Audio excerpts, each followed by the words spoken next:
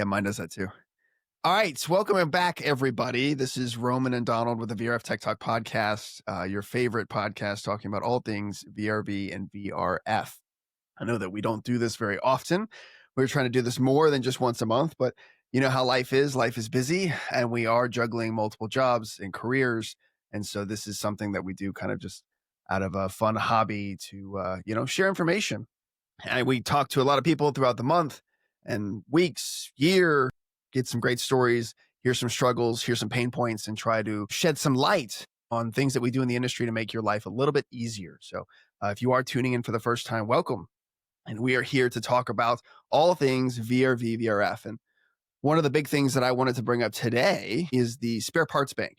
So, when we started out doing VRV, VRF service many, many moons ago, it was one of those things where you knew somebody at the supply house or at the counter who knew the VRV equipment, or you had maybe access to one of the guys at the factory who knew all the parts and pieces and could look stuff up for you at the drop of a hat, which is, a little bit more difficult nowadays.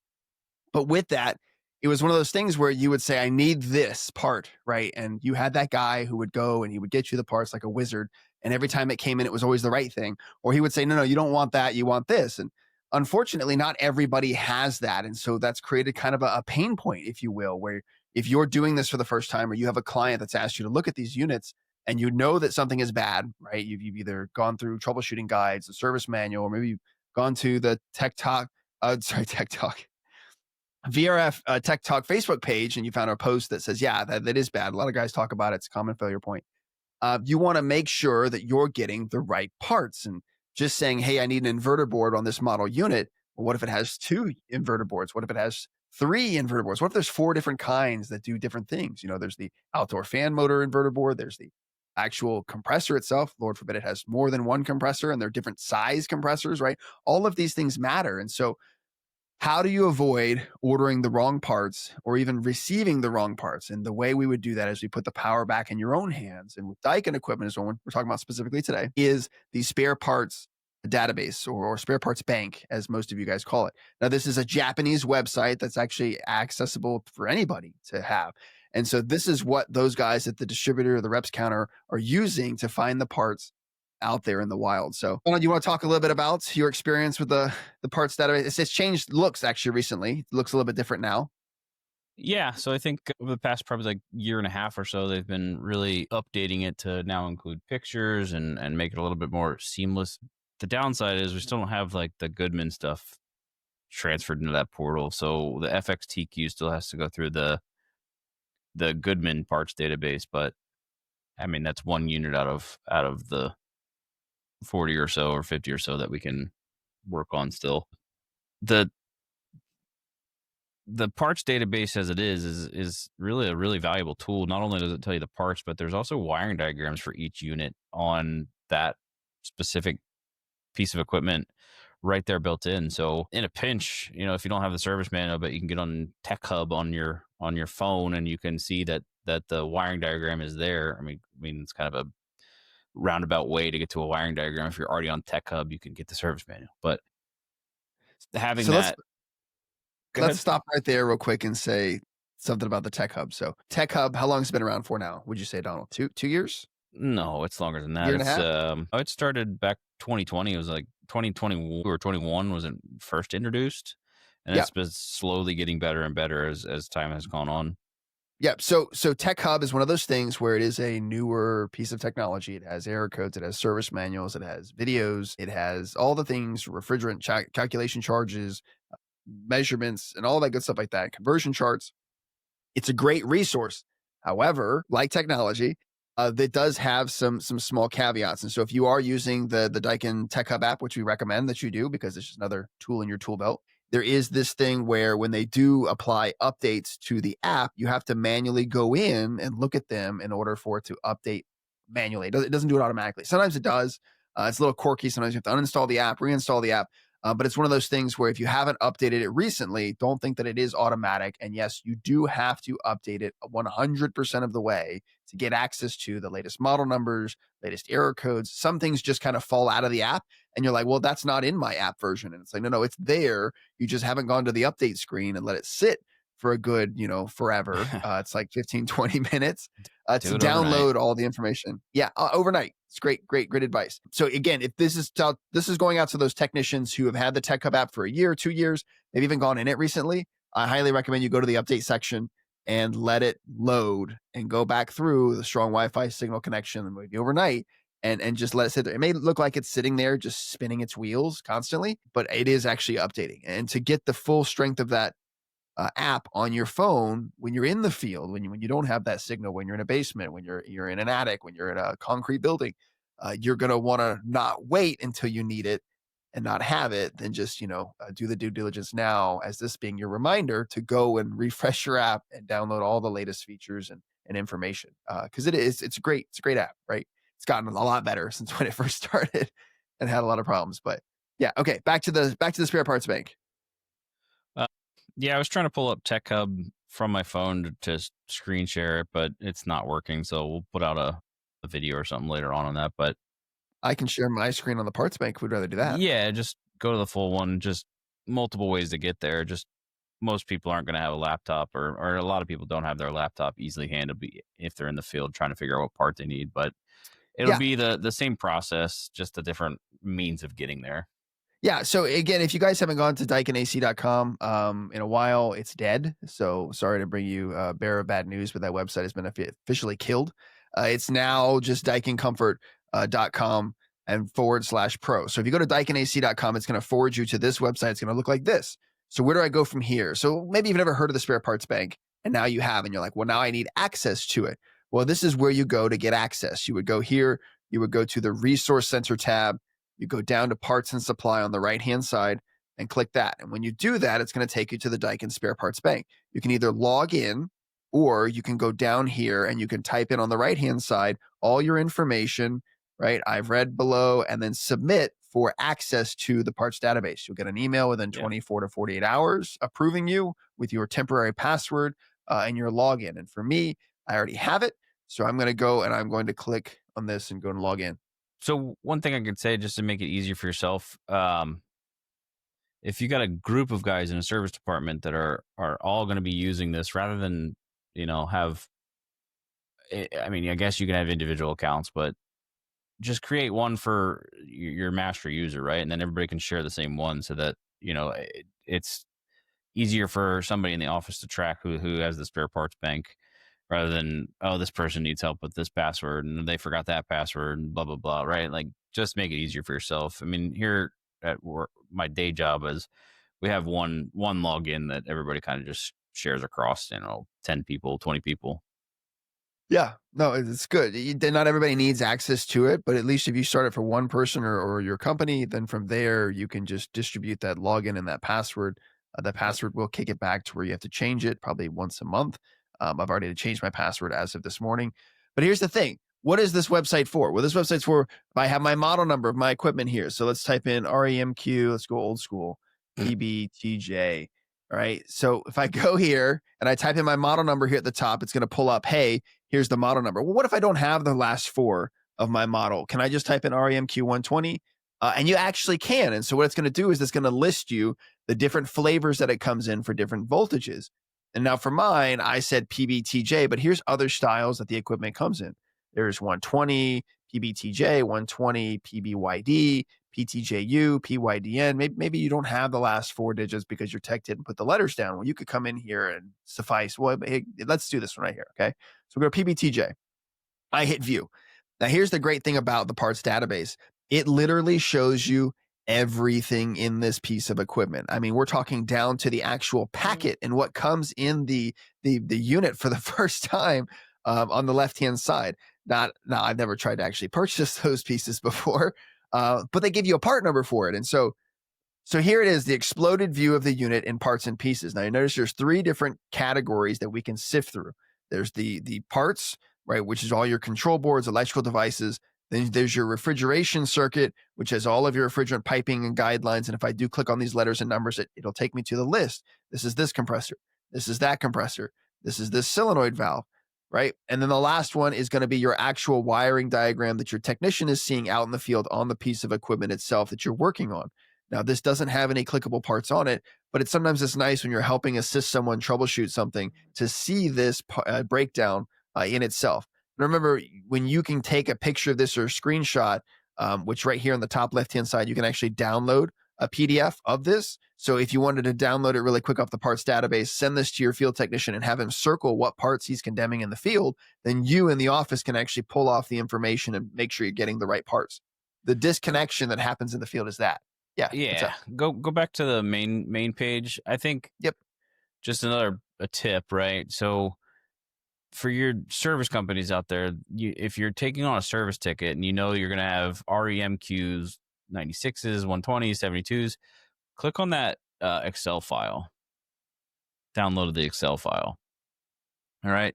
When you download that Excel file and open that, that's going to give you all of the parts names, all of the part numbers, the tag that it is on that picture, so that when you go to quote any service, you don't have to always go back to that spare parts bank to get that. You already have that, right? You could do the same thing with that PDF and download the picture. But I mean, this document is great, especially for fan coils, right? So all of the fan coils have common tonnages between a few of them, and I'll bring open a file I created a long time ago that kept me in track, just for all the common parts across what machine has what and what's common to what tonnages.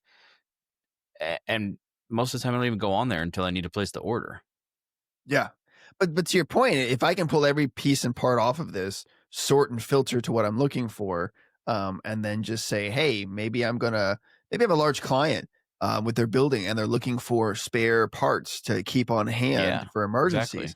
Exactly. This list could be easily generated from what we just exported here that you can see on my screen. So, yeah. Well, specifically, I mean, just when you have a job site that has a ton of different common units, there's a good chance that a lot of the units are the same, right? Specifically on VRV4, right? We know we have 144 and 168 are the same, 96 and 120 are the same. 72 is kind of that oddball where it's the only one that's its own unit, but the rest of the units are all common, right? So parts are common across the board here.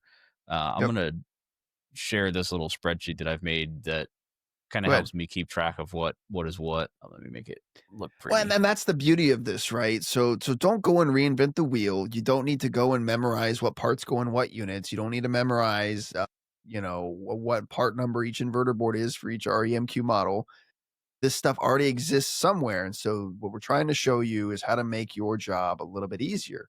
And that is referencing the spare parts bank and also building out maybe your own custom spreadsheets if you need to. If you're doing enough equipment and you're replacing enough parts, this is something that someone who knows nothing about these products can easily access and then triple check.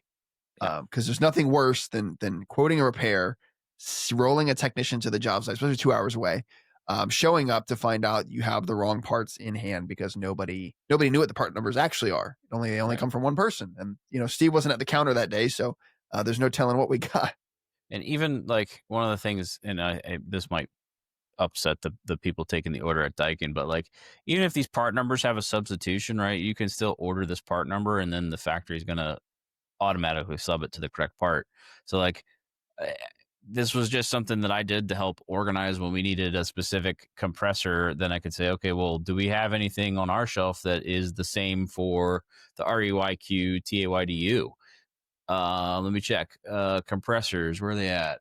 There's our compressors right there. Okay, so I could technically use a compressor from a 96 in the 120. It's the same compressor. Same with the 144, 168. It's the same compressor. But check out this, right? So like the PCBs, right? They're the same PCBs across the board. Fan drivers, the same.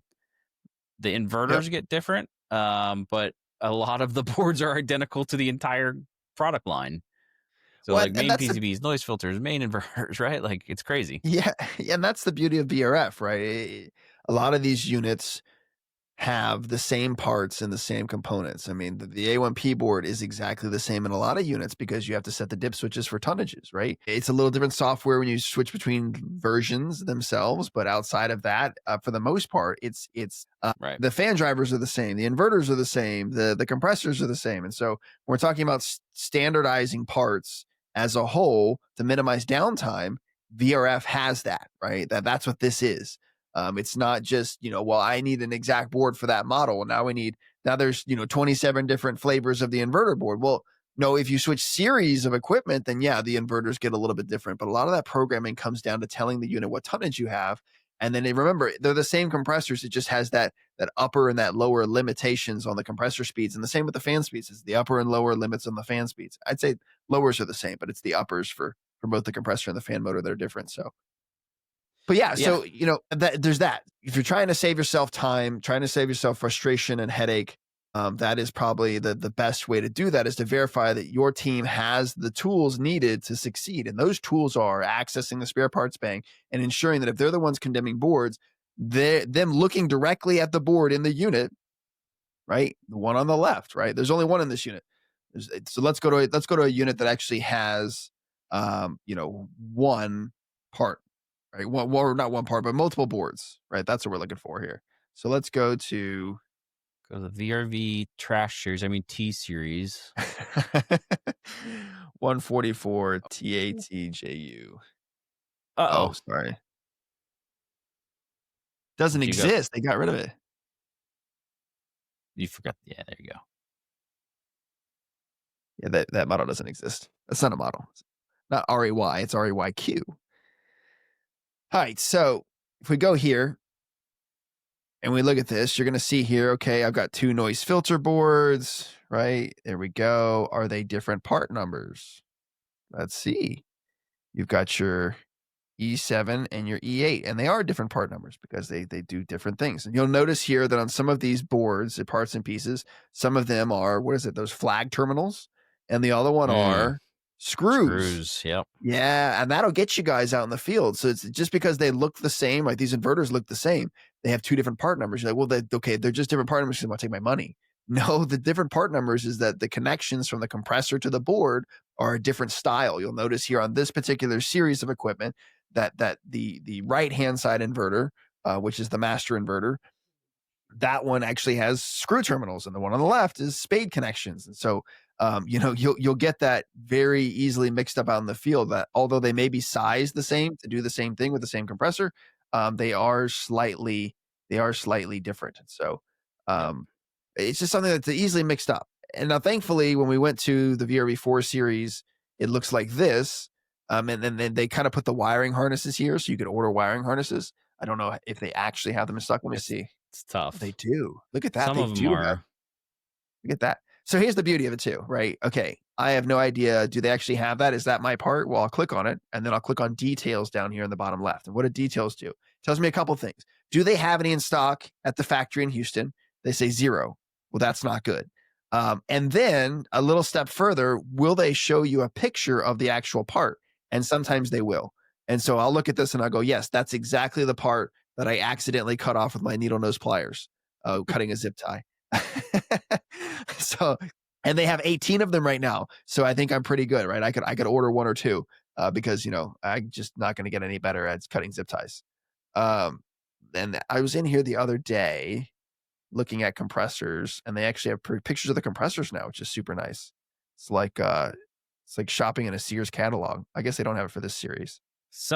Pictures are still spotty on a lot of stuff, but like most of the major components are going to have pictures. Like compressors, none of them have pictures, but most boards will have pictures, so that you at least know, like, you can compare from left to right. Like, where it's really handy is on fan coils, like indoor units, to make sure that it looks identical. Yeah. But yeah, it's some of it's kind of spotty on compressors. Well, and so compressors, that's a whole nother topic in itself. Goodness. Okay, so compressors as a whole. Now, Donald had his list of part numbers, but based on whether you buy it from Daikin Comfort or whether you buy it from Daikin Applied, remember Daikin Applied has their own part numbers for the same exact compressors. So Daikin Applied is sourcing it from Daikin Comfort. So although maybe your rep is Daikin Applied, or maybe that's where you normally source your parts, you have to remember that the part number they have is not the one that's listed on this website. Now, they can find this part number in their database, but remember what they're going to spit out is probably starting with a 9 number, and they have their own Daikin Applied sticker on it as a part number. We had this come across our plate this week, actually, where someone ordered a compressor and they're like, this part number is not right. And it's like, no, pull the compressor out. Well, so at the very bare bones, you unbox everything for what you have, and you compare what?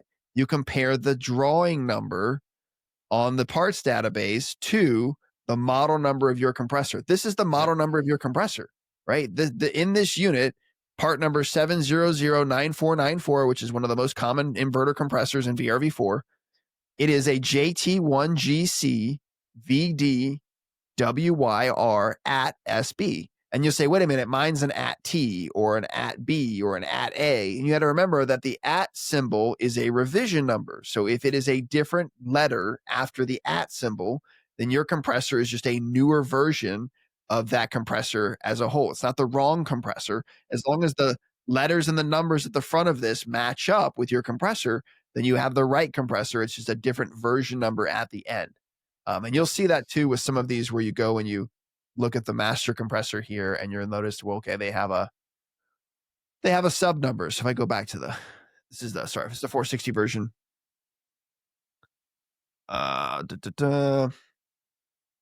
And on these, and that's the most common one, right? They're like, oh, I don't know. Will this compressor work? Will that compressor work? I don't know. It says it won't. It says it will. I've got no idea what I'm doing here. This is getting really confusing. They've got 6 compressors here. And so here's one, right? Here's one where they've subbed the parts. The original part number was this, a JT100GCVDKW. Okay. And then we jump over here and the letters didn't change. It's only the at symbol. Now they have an at T instead of an at SB. So although it is a new substituted part number and there's a new letter at the end, it's still the same exact compressor built the same way with a few small revision changes internally, which they don't release that stuff. But the good thing is there are 2,070 of these compressors at the factory right now. That's probably the most I've ever seen stock there before. Goodness. They're getting ready for winter. Is that what it is, Donald? Ooh, the 8456. So again, this is how you verify not only the parts that you have, maybe you have one of those clients like we do, and it happens where they like to buy their own parts direct and they want to provide them to you. Well, remember, time is money, and sometimes we don't want to just go out there and start tossing in parts because somebody got them. You got to verify and have your team verify on site that the part numbers that you have that they've given you match what's actually there, match what's actually supposed to be there. Is this the right voltage? Is this the right board? Am I going to get a capacity connection error? So Donald, I got a question for you. What happens when you put a 208 volt compressor, inverter compressor in a unit with a 460 volt compressor is supposed to be? It won't work. You get PJ. It won't work. Yes. So what happens when you put a 208 standard compressor in a VRV3 where it's supposed to be a 460 volt compressor? It'll work for a second. It'll run for 30 minutes, and then guess what you get? You get a bunch of L8s, right? Yeah. And so remember, this crap happens, guys. We get it. Like I've done it myself. We do it on our team. Mistakes happen, especially when you're not the guy ordering the parts. Yeah. And you don't want to be the guy who spent 2 days changing compressors when you never verified the model number on the compressor, even though it was in a box that said it had the right part numbers. You never verified the voltage, the model number on the compressor, right? The nameplate on that compressor, not only is it going to have the correct model number that you should reference to, like, this is what we ordered, this is what we should have got. It also will say, like, if you don't know what the model number is because the sticker's gone or whatever, if you're working on a 208, 230 unit and you got a 460 compressor, like, no, the inverter's not that magic. It's not going to make that work, right? You got the wrong compressor. It doesn't work. It doesn't work. We'll save you 2 hours. We'll save you 2 days of labor of putting in the wrong compressor and pulling that compressor. It does not work. Right. So if you're not checking these things when you guys are doing the repair and you're relying on your office to do that, remember, people in the office, they come and go sometimes. You're going to get new guys that come in. You have to train them and you're going to make mistakes, or they're going to send you the wrong stuff. It happens all the time. Someone unboxes it, reboxes it, sends it back to the factory, right? Trust, but verify. And this is one of those things. But also, don't be afraid if you guys get in here and you're looking for something and it doesn't exist, right? I think what was it? Was it VRV? I think it's VRVX, right? So we have the strainers here that we change a lot of when we change out compressors on the oil refrigerant separator down here, and it has a part number. It even says 100 mesh here for you. Let's see how many are in stock. 100 mesh. 12. Look at that. 1,202 at the factory. I think I'm gonna go buy 200 of those. I'm not changing a lot of compressors in case you're wondering, Donald. REYQ 144 XATJA. Let's look at this one. It's one of the earlier series X's. Okay, let's go across another problem that we've seen out in the field that is a complete pain. So this one actually has it, so this is not proving my point here. Let me think. What's another model? What are you looking for? Well, there's one on here that doesn't have. Maybe it's this one. It's the cap tube. This doesn't have the cap tube on it. Yeah, this is it. Okay. So it has a refrigerant filter, but you'll notice here, all it has is the solenoid for the oil return, the filter, but it will not give you the actual cap tube. It gives you the discharge pipe oil assembly. Donald, what do we do if there's no details button and there's no part number for something that we need, right? So let's say I need the cap tube assembly on this. It's not listed. VRVX. I break out my Sell them the new unit. Slide rule, and I measure the cap tube, and I go buy it from a supply house. Yes. So just because I don't know if that's the answer you look for, but that's how I roll. There's two answers here. Measure it yourself, right, with the appropriate tools. You have a caliper, a slide rule like Donald's talking about. Remember, we're measuring two things on capillary tubes: exterior dimensions, interior dimensions. If you can get both of those, then the last thing to measure here is the total unrolled amount of capillary tube, right? So we take the one that's there, remove it, stretch it out so it's flat, and I measure it with a tape measure. You'll see here in the parts database, and I have a video on YouTube talking just about this topic alone. It'll tell you in the part numbers on here, even though you can order these, can't order the one on the X's, that, it'll tell you the dimensions that you need in the actual listed part number. So if we go here, Jinglish, but you got to decipher it. You do. Yes, you do. No, so this one's proving my point too. This one's not on here either.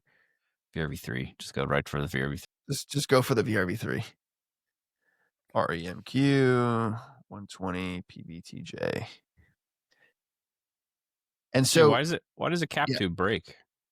So cap tubes break for all sorts of reasons, as we know. You have to remember that when we talk about VRV3 or any VRV series, you'll find that the refrigerant lines are actually cross-fed oil connections. See here, you'll see that the N connection on this one, which goes to the inverter, actually pipes back to the standards oil return on the right-hand side, and vice versa for the others. And the reason that is because the oil lines are cross-fed. And so what happens to cause the oil line to break? Well, it's connected to the suction. If you look right here, the N and the O at the top, and those are right on the suction connections of the compressor. And so when the compressor bearings fail due to a lack of lubrication, liquid slugging that removes oil that causes bearings to overheat because of lack of oil that causes the shaking, you get excessive vibration, and that excessive vibration travels what? It travels up to the suction line, travels up to the discharge line. Everywhere. The discharge line goes straight to the oil refrigerant separator, so there's no vibration to be absorbed a lot. It goes down to the base. It's got its own mounting bracket on the back of the refrigerant oil separators to hold that thing in place. But if you look at the capillary tubes on the suction line for the oil return, there's nothing holding that thing in place. And so where does the vibration go? Well, it goes up through the cap tubes over to the oil refrigerant separator line, and it just causes them to either rub out, or it gets that perfect spot where it heat, pressure, vibration, micro cracks, and then what happens when you have 400 psig of head pressure on a line like that? It ruptures, right? It breaks, blows apart. So what causes it? Bearing failure in compressors. So if you're changing cap tubes, and this is the second time you've changed a cap tube, the third time you've changed a cap tube, just change the daggum compressor. What are you waiting for? Yeah, I think we'd make it pretty common practice. If the cap tube is broken, first of all, go find your leak. Make sure that you have your refrigerant intact. Make sure your system's intact before you put new refrigerant in. And there's, more than a 50% chance that compressor is probably bad. Yes. No. 100%. But if we go here to the cap tube section, and I love this on VRV3, so on VRV4, we got to go old school on that one. Look at VRV3. They're two different sizes. And then the two different sizes here, we can break this down. If we go down to the specification naming section here on this, you'll see here OD is 2.0, times ID 1.0 times 880L. So the OD is 2 millimeters, the ID is 1 millimeter, and then Millihusit? yeah, and the last thing is 880, right? It's the actual millimeters long. And so, when we look at something like this one's already given to us, right? I need to make sure that it's 2 OD, 1 ID, and then 880 millimeters long rolled out. And so Right. that's all we're doing with cap tubes. OD, ID, roll it out. And so can you carry actual cap tubes on your truck? Yeah, you actually can. I've actually got some right here made by Subco. Uh, that again, if you're waiting for someone to order these parts for you, oh, I can't get them, they can't get them, we can't get them. Come on, stop making excuses and go back to the basics and measure the actual OD, ID, and the length of it, and buy a roll of 50 feet or 10 feet or 20 feet or 6 feet of capillary tubes to make those emergency repairs. Every technician who's running service for Kalos has one of these on their truck. They actually have 2 different ones in 2 different sizes. That's because we don't ever want to put our customers in a situation where we're waiting for a month for the factory to give us a part number that doesn't exist to change a capillary tube. Right. For you fraction folk, that's 5/64 and 3/64. There you go. Yeah. Yeah. And so, it all comes down to making sure that you have the right sizing.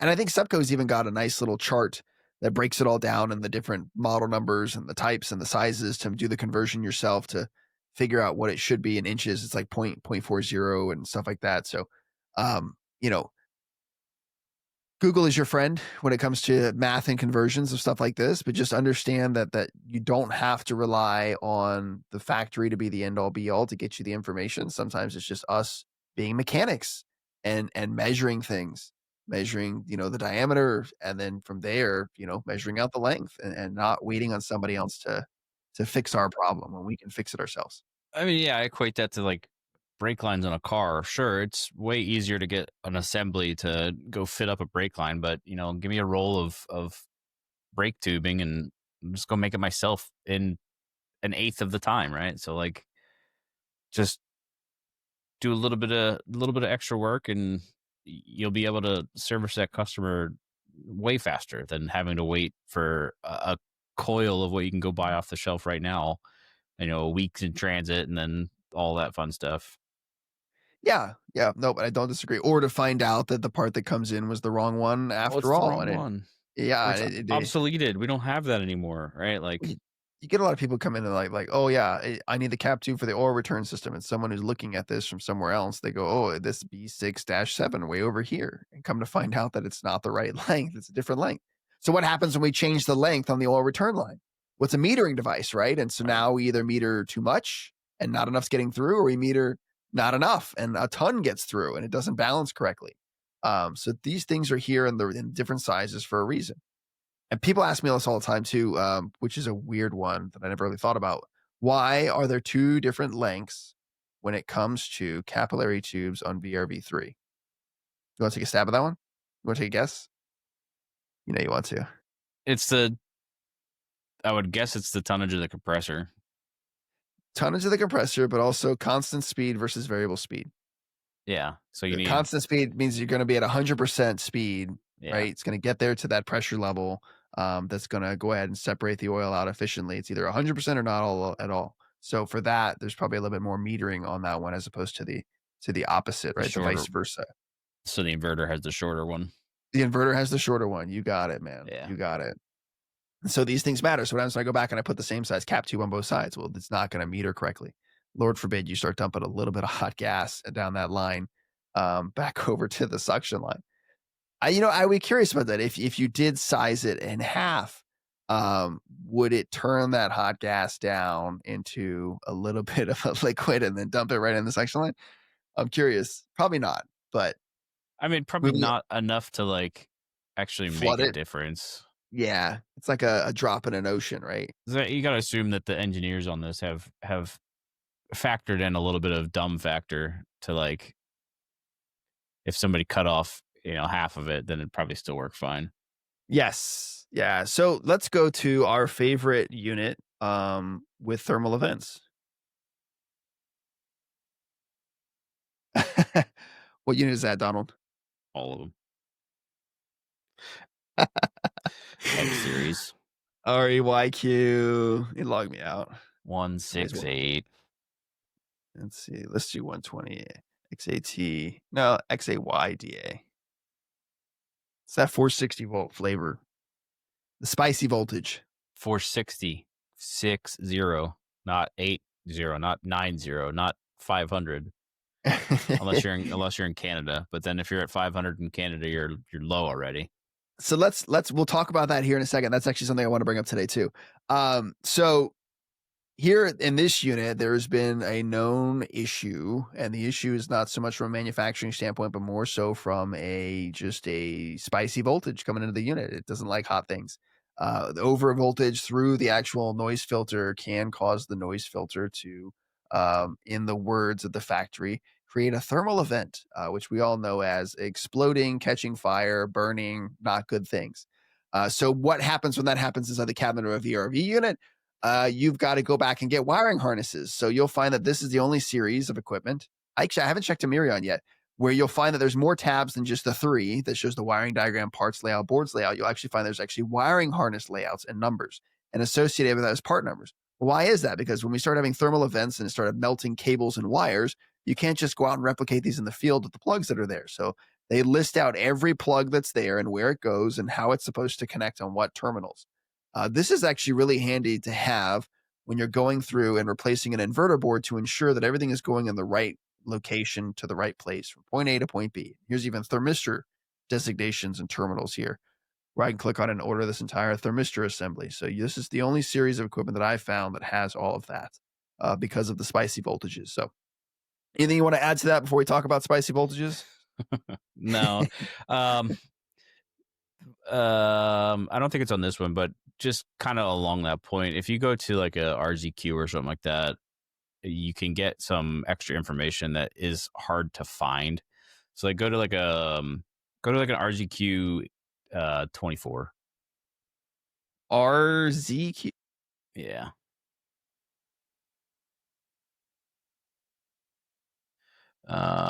Go to a TA series, TA or TB. TABJ.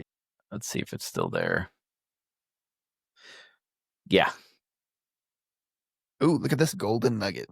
Pan diagram, right? So oftentimes these smaller tonnage units are installed in places where it's going to be moist, right? So or damp, we'll say. So like parking garages or basements or attic spaces or plenums, Over right? Like entryways. right. So we're putting an indoor unit in a condition or an outdoor unit in a condition where it's possible that this thing is going to produce enough condensate that needs to be managed. So on some of these units, and I don't think this is the only version that has it. I think the VRV-S has something similar, but it shows you what you need to do to manage that condensate. Yep. In the spare parts bank. Good luck finding this information not in the spare parts bank. Yes. So this isn't in a service manual. Look, here's the actual part right here. Look at that. There's bottom the frame, bottom frame fixing plate. Yep. And So here's it's like the a fixing condensate pan. Yep. Here's the bottom frame fixing plate set.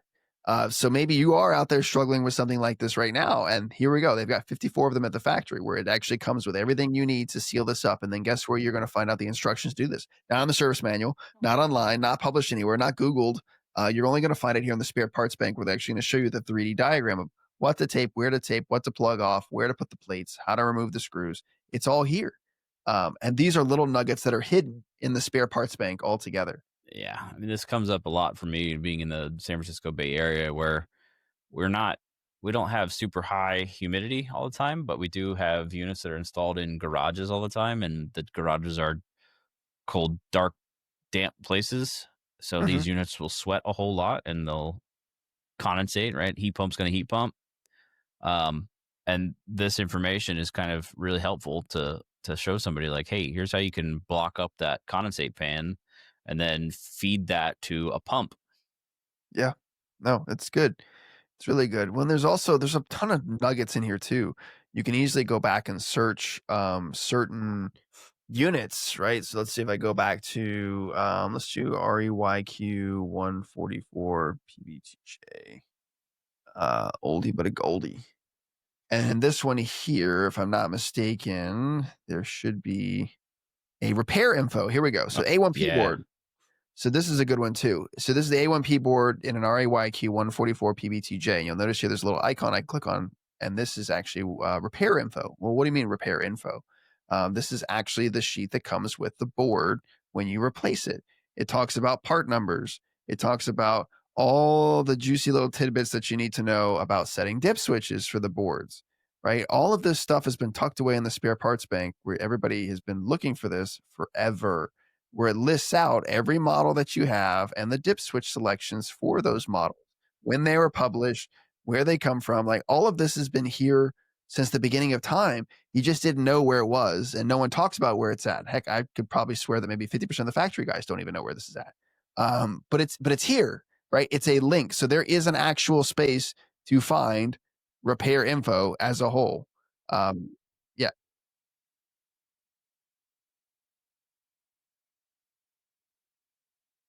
RAYQ 120 PB, you said?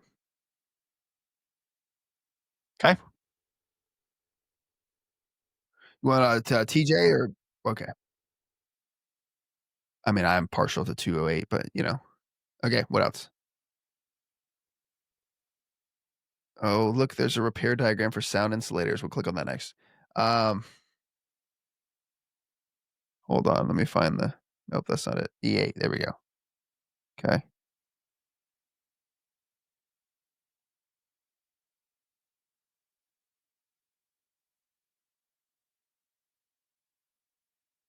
I I okay.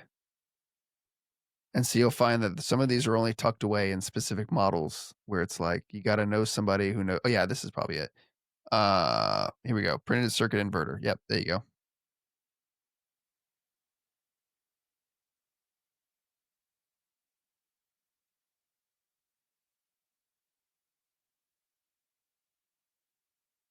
Ooh, look at those dip switches. No, I know, but yep,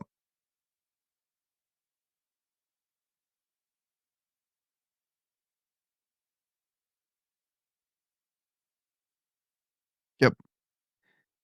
And so all the yeah, and so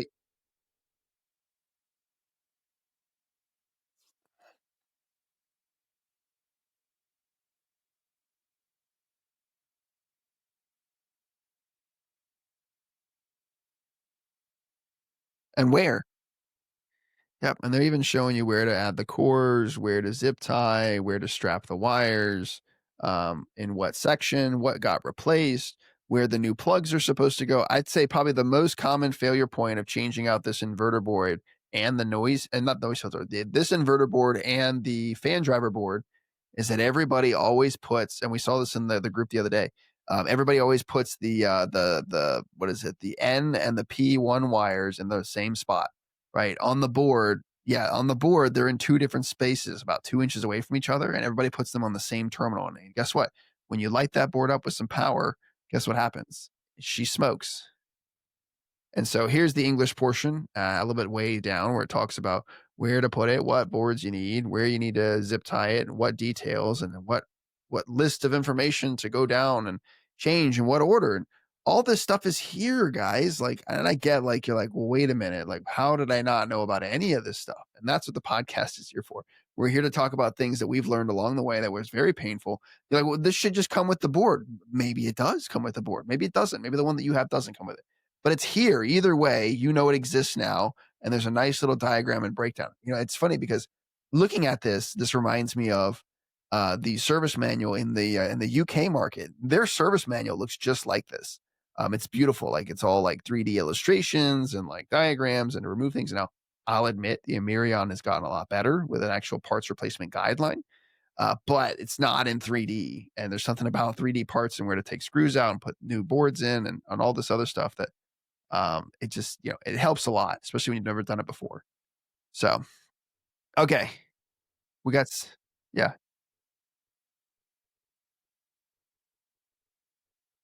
Yep. No, and so let me yep. What's this sheet metal? I don't need this sheet metal. I'll just cut it out. Get this out of here. It's actually these are spare parts. Where's all these? So you'll find too that when you order an inverter board, if they're nice enough to send you the accessory cables that are supposed to come with it, that you is it a part is it okay. It is a separate part number. Maybe I've just always been blessed and they knew what I meant. Um, but you'll find it's that sound isolation for the compressor thing. Um, you'll find that it comes with cables and harnesses that you don't actually need, right? So remember, like that inverter board replacement for that particular model is across a couple of different models. So and how do we know that? Let's go in here and watch this. So if we go down and we look at this part number and I copy it, and that's a repair info. So let's go to data search at the top. Not a lot of people do this. Repair information. I'm going to search just this repair information and look at all of these different models and parts that they are associated with, right? Maybe I want to find everything that's listed in this repair info. It's up here at the top. So there's the model search section that everybody uses, but there's actually data search. So let's say you already know a part number. So let me go back. Let's take a step back. Let's go. What is the most common failure component off the top of your head for VRV3 beside the compressor? You're gonna say that. You do the inverter? Oh, what am I doing here? REMQ 120 PVTJ. I was gonna say expansion valve, but you've got really good points. So many good failure points. Let me just do the expansion valve because that's usually the most common one, right? That you could have difficult finding. Oh, look, there's a repair info guideline. Is this? I bet you this is the one that talks about turning it a quarter some which way for the indoor unit, or is it just a bunch of numbers and parts? Oh no, there it is. Expansion valves in Japanese. Something you didn't know that you needed, and now you know. Look at all of these different models. Goodness. What is this, like 170? Oh, no, it is 146 pages. Gonna go ahead and summarize it for you. It's just a bunch of models.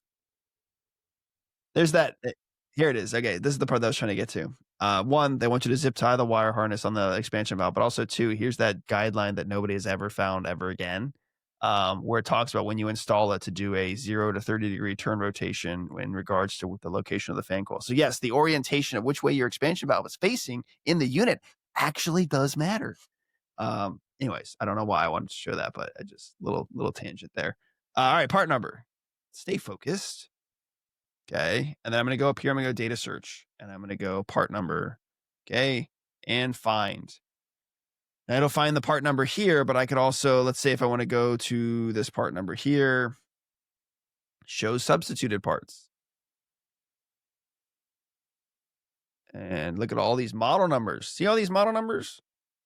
This expansion valve goes in how many units here? Like this is probably close to 100. Across all markets. Remember, this database isn't just for North America. This is for Australia. This is for literally any piece of equipment made by Daikin. All the way down here to the bottom. I mean, there's model numbers you've probably never seen before. RRXY P450P8. Like, I don't even know what that is. But that's all here. So if I want to click that, and I want to go in here and I want to go, okay, select substitute. And I click on that. There's 776 available. And here's what it looks like.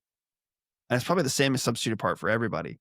But here's the thing. There's a bunch of different ways to use this. There's the drawing numbers listed. There's the specification. And you can go in here and you can find applicable model numbers, right? Find applicable models.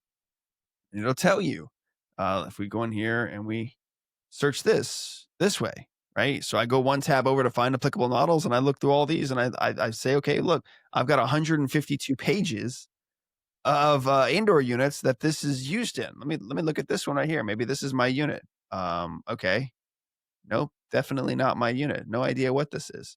But that's the point, right? That this is here for a reason and it's a resource. And if you're not using it, you should start using it. This is all the great stuff, even document search to controller search to you name it. I mean, there's just so many places in here that have not been explored. The document search will go through on the Daikin business portal, where you can actually look up different service manuals and stuff like that. Controller search, go to the mobile website. I have the mobile website on my phone. So many good things to be had to see. So, anything else you want to add to that, Donald, besides all the things we just covered?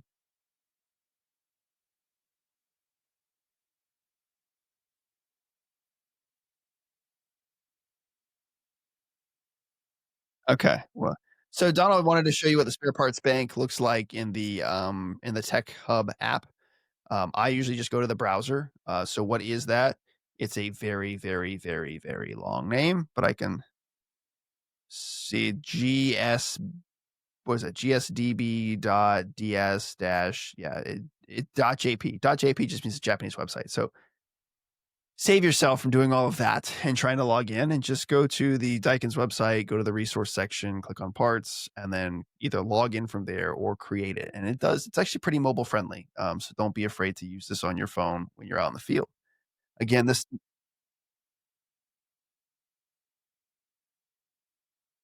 and for me, it's a lot of like confirming parts, right? So if my customer client wants to know when I can get this, well, let me see how many are in stock at the factory. It says zero.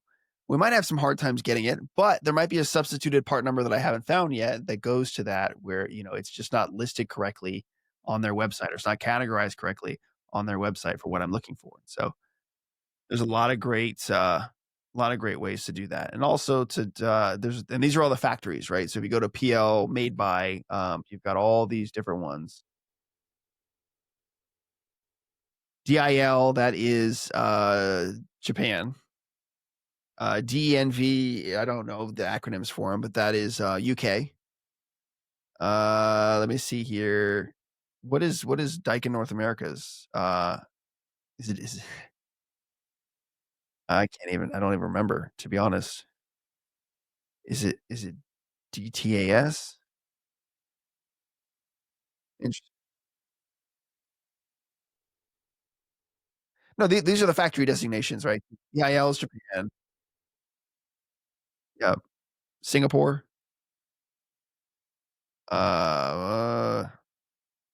Yeah, I don't it might be. Someone's gonna correct us. Someone knows. DIS, DAS.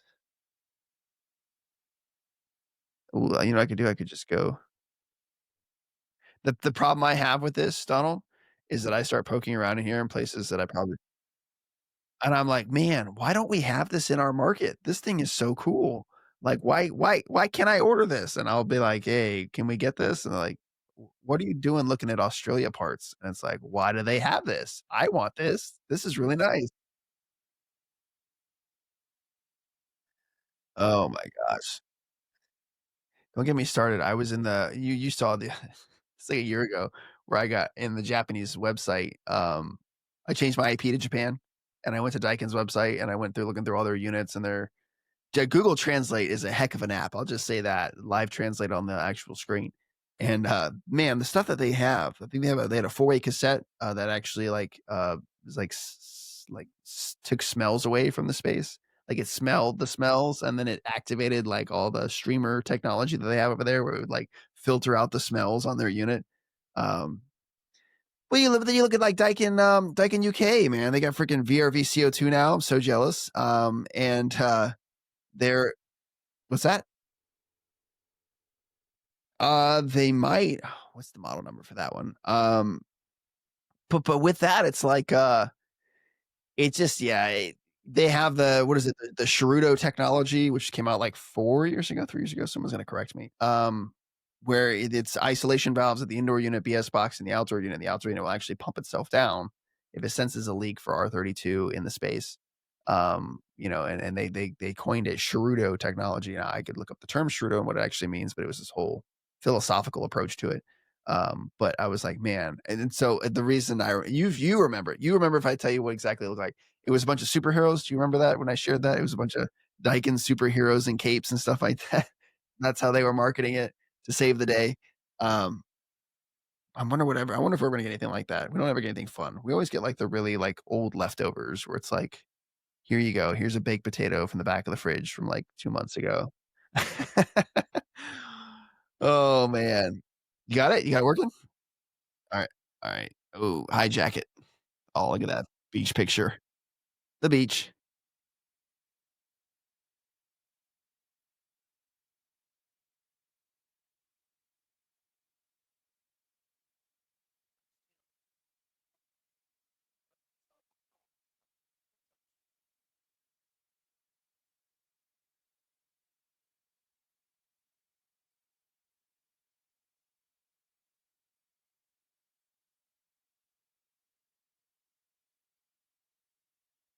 Mm,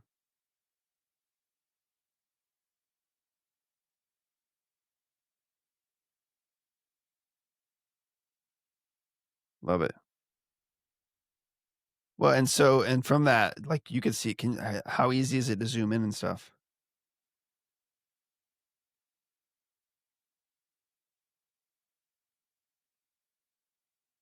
Yeah, yeah.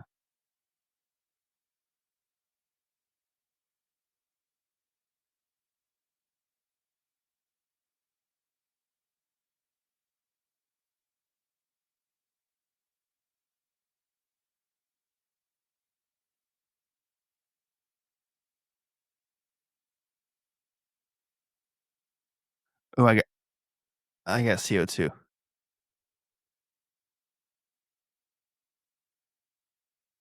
Yeah,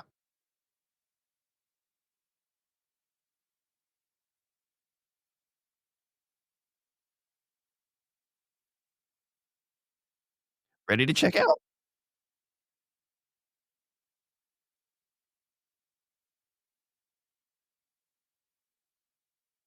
Do you have a coupon code for our viewers? Uh, too much. 40% off right now. Act now. Callers are standing by.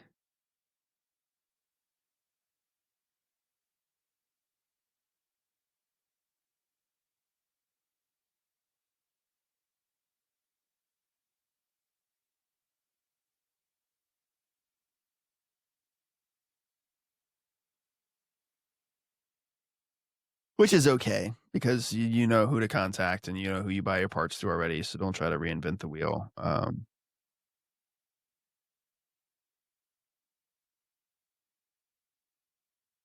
Yes, which is what we're all about, making that life easier.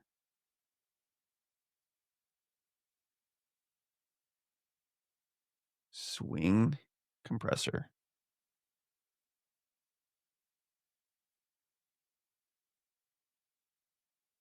Nice. Love it.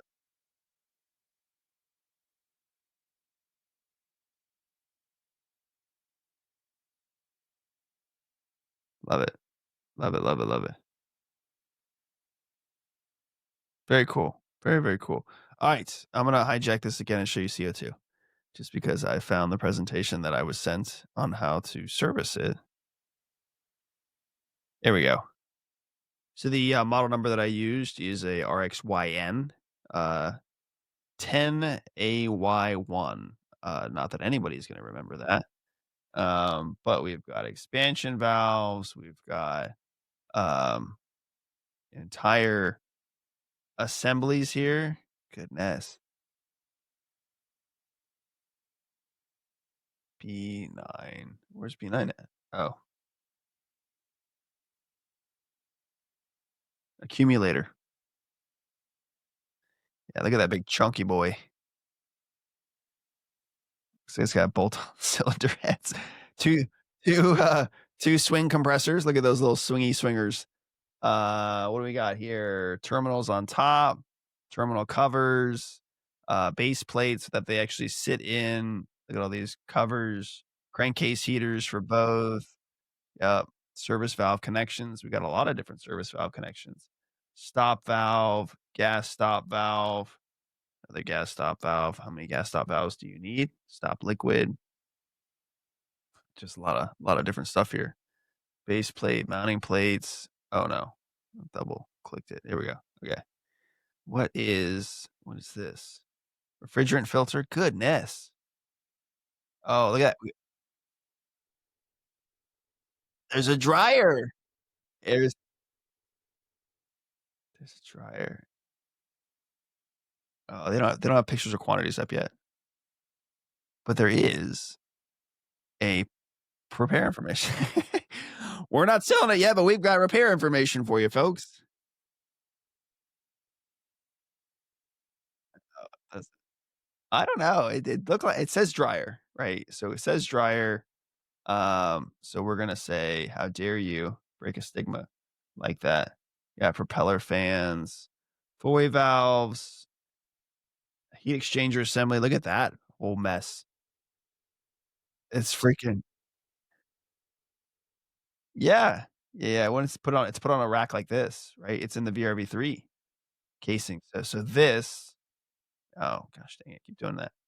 Um, sits on like a looks like a dual chassis cabinet, and then there's the, air-cooled section next to it. Yeah, see, inverters, A1P, which I wonder what they're using for that one. Might be the same. Uh, well, so there was 2. There was the DNV, and then there was the Japanese DIL one, and since the DNV one just came out oh, of course, they always have nicer looking presentations. Look at that. There's the side chassis. Mhm. Look at that. Don't you how why is DNV so much nicer? Like, they just put everybody to shame with their layouts. Look at this. Got the party hats, got the expansion valve, right? And then you've got the actual right, yeah, 2 platey plates. Look at all these filters, goodness. This one, that one, this one, that one. Good night. CO2 ain't messing around, boy. It is not messing around at all. Let's see here, waterproof. Yeah, the pressure sensor. So they put caps on everything. Look at that. That's nice. Little rotaries, little swing compressors. Look at that refrigerant oil separator. Goodness. She's big. This must be the, transcritical, compressor. So you've got yeah, this one's on the right, the way that they stage it. Inverter cabinets, A1P, another A1P. Oh, look at this. Oh, no, it's compressor oil. 1 liter of compressor oil in case you need it. Accessory set. Order now while supplies last. Uh, safety valve and then changeover cover. Oh, I think it actually does. Details. There you go. PZ-D, which tells you so much. Mm-mm. Here's that compressor covers, crankcase heaters, packaging material. What in the heck? Thermistor mounting spring. Yeah.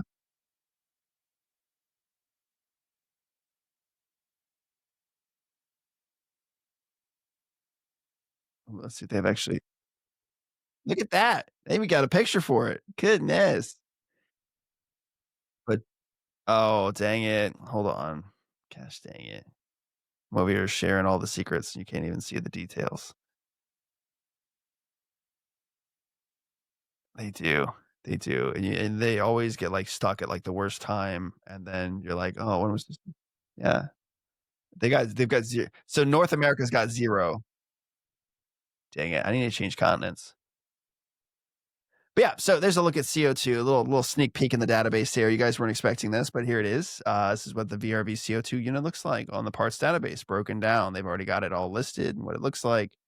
Look at all these fun components. And that accumulator is going to be a lot of fun to change, as you can see. Might double as a grill later for those units that you change out. Turn into like a little cooker, smoker. But yeah, so all right, I know we're already at an hour and 4 minutes. Is there any final thoughts or notes? We didn't mean to take up our entire time talking about spare parts database, but there's just so much good information in here that's going to level up your game as a VRV, VRF service technician.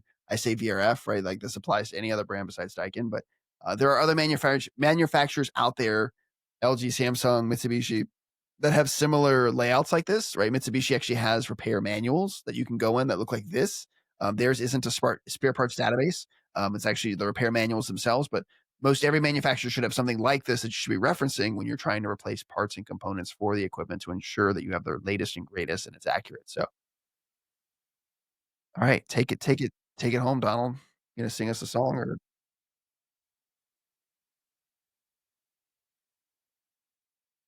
Yeah, yeah. So we're going to be going to Cool Automation's Cool Masters events, and we're going to try to do something live there. We've got no idea what we're doing, but we're gonna do it regardless. The idea is to go live, or at least get a bunch of recordings of some great people that are going to be there at the show. At the training events, live event, whatever you want to call it. Cool Automation has been a gracious host in actually giving us a space to talk to some other industry professionals, where we're hoping to just yeah, talk more with people out there who are listening to something like this to bring that knowledge together. We're here to bridge the skill gap on what the information is and those who safeguard it, to get it out there for everybody to have. Right? We understand that it's difficult to do this by yourself, and so together we're stronger. Which is the whole point of this podcast, is to get that information out there so you guys can actually be extremely dangerous with this equipment and fix problems in the real world without having to rely on the factory or somebody to get back to you about information. We want this to be kind of like that beacon of hope or that guiding light to help you guys be successful in the field and conquer this equipment, regardless of who makes it or on what part of the earth it's on. This information should make you pretty dangerous. So yeah, we're excited, super excited. So yes,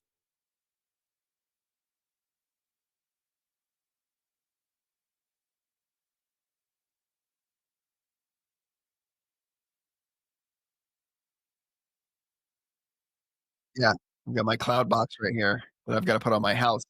Yeah, see, twins. Yeah, I haven't put it on yet, but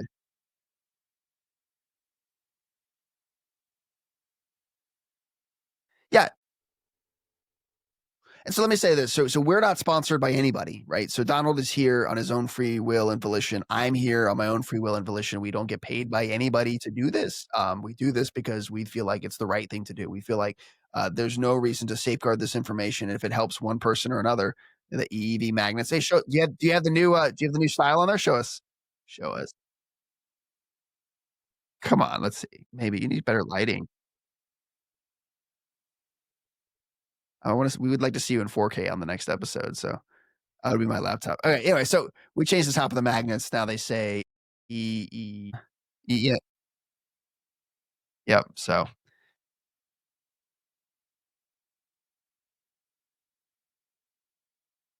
yes, yeah. So again, we're not sponsored by Cool Automation. We think it's a really cool product. We've worked with the Hero. We helped in some of their trial sessions to help develop the product.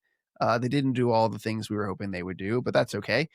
There's a lot of other products out there in our market when it comes to BrainBox AI, what used to be Riptide and Turntide. And so we're just trying to give you the latest and greatest information of the things that we like for people who actually have to service this equipment. Again, we're not paid by anybody to give you this information or tell you. This is just our opinions founded upon experience out in the field for fixing this equipment and supporting clients. At the end of the day, I want to make sure that my clients are happy and that my repeat failures are extremely low, if non existent. And so we're just telling you what we do, how we do it, and also the products along the way that we found that have been extremely helpful for us to do that for everybody. And we think that Cool Automation is one of those things. So I just want to toss that out there. So, okay. See you guys live at the Cool Automation event. Talk to you soon. Bye.